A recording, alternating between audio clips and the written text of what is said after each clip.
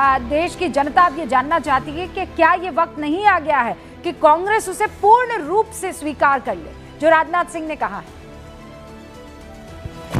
कांग्रेस ने तो हमेशा उसे पूर्ण रूप से ही स्वीकार किया। ये तो रविंद्रनाथ टैगोर और बाकी सब लोग चाहते थे कि जो पहले 2 स्टेंजाज हैं राष्ट्रीय समारोह में वो ही गाए जाएं। तो कांग्रेस की कार्य समिति ने इस सुझाव को मंजूर कर लिया और वो 2 स्टेंजा गाए जाने लगे। कांग्रेस ने कब ये कहा कि पूरे वंदे मातरम को वो स्वीकार नहीं करती है? कभी नहीं कहा ये तो। और वंदे मातरम अगर तो वो कमेटी कौन सी थी सर, जिसमें अबुल साहब थे, जिसमें बाकी 2 और लोग थे, और उसके बाद ये फैसला लिया गया कि अब जो गाया जाएगा वो पहले 2 स्टैंजाज ही गाए जाएंगे और बाकी को नहीं गाया जाएगा आधिकारिक तौर पर? हाँ, तो 26 अक्टूबर 1937 को रविंद्रनाथ टैगोर जी ने एक पत्र लिखकर कांग्रेस को ये सुझाव दिया था कि पहले 2 छंद ही राष्ट्रीय समारोह में गाए जाने चाहिए।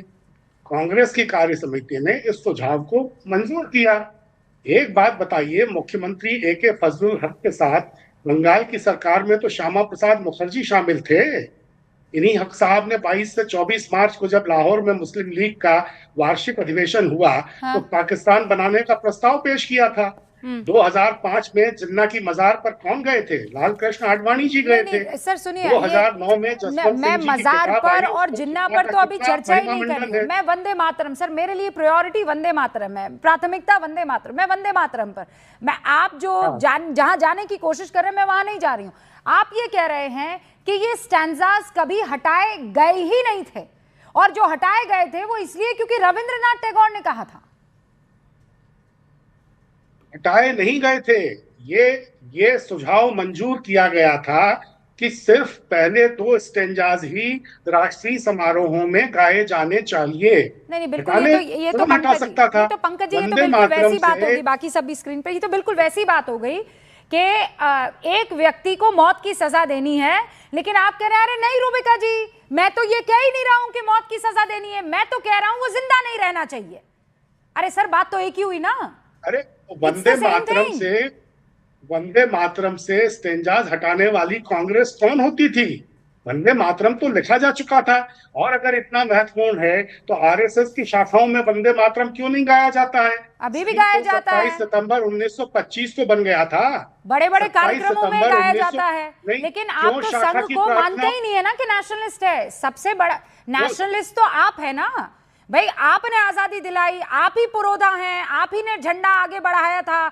मुझे आप बस ये बता दीजिए कि आप जिस वतन के लिए लड़ रहे थे, जिस मातृभूमि के लिए आप लड़ रहे थे, जिस मातृभूमि का नाम रग रग में आपके खून खौला देता था कि अब आगे बढ़कर अंग्रेजों को धकेलना है, उसके बाकी के जितने भी पद हैं वो आपसे क्यों नहीं गाए जा रहे थे?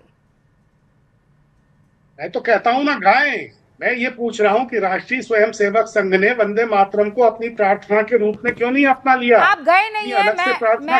मैं कोशिश करती हूं कि आपको किसी कार्यक्रम में बुलाया जाए, आप जाइए और वहां खड़े रहकर आप जरूर गाइएगा पूरा वो तो। और जिनको नहीं आता है उनके लिए बड़ी स्क्रीन लगाई जाती है, वो देख के वहां पर गा सकते हैं। लेकिन आप ये कह रहे हैं कि हमें तो रविन्द्रनाथ टैगोर जी ने चिट्ठी लिखी थी। अजय आलोक जी जवाब। देखिए रूबिका जी, ये बहस जो आप इनसे कर रही हैं ये वही हाल है कि आप भैंस की चमड़ी पे कितना भी पानी डालिएगा कोई असर नहीं होता, वो फिसलना ही है। आज आप सोचिए 50 साल जब हुए तब हम गुलामी में। आज प्रियंका गांधी ने अपने भाषण में कहा कि इस देश का वीर, संघ के सारे लोग जेल गए। सबसे पहली बात, संघ सबसे ज्यादा जेल आपातकाल में संघ के ही लोग गए। आपातकाल के पहले अगर ये वीर सावरकर को आरएसएस का मानते हैं, सबसे ज्यादा काला पानी की सजा किसने काटी? एक भी कांग्रेसिया को काला पानी मिला था क्या कभी? जरा बताएं पंकज जी, पंकज जी बताएं, एक भी कांग्रेसिया काला पानी गया?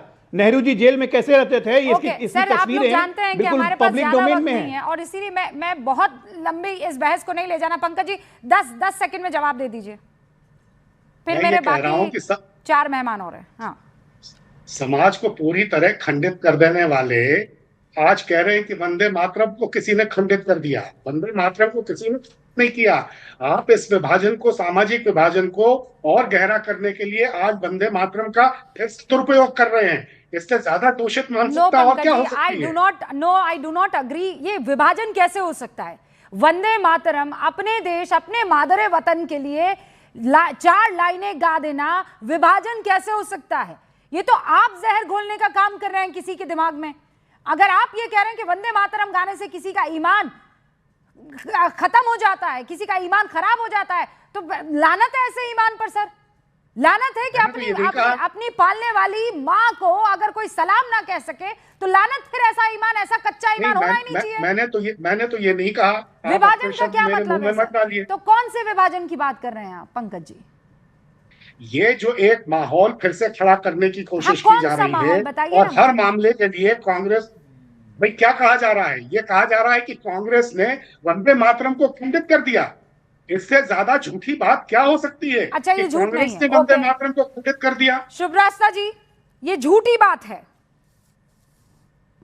देखिए रुबिका जी, मुझे लगता है कि कुछ क्षण ऐसे होते हैं जहां राष्ट्र केवल तर्क से नहीं गढ़ा जाता।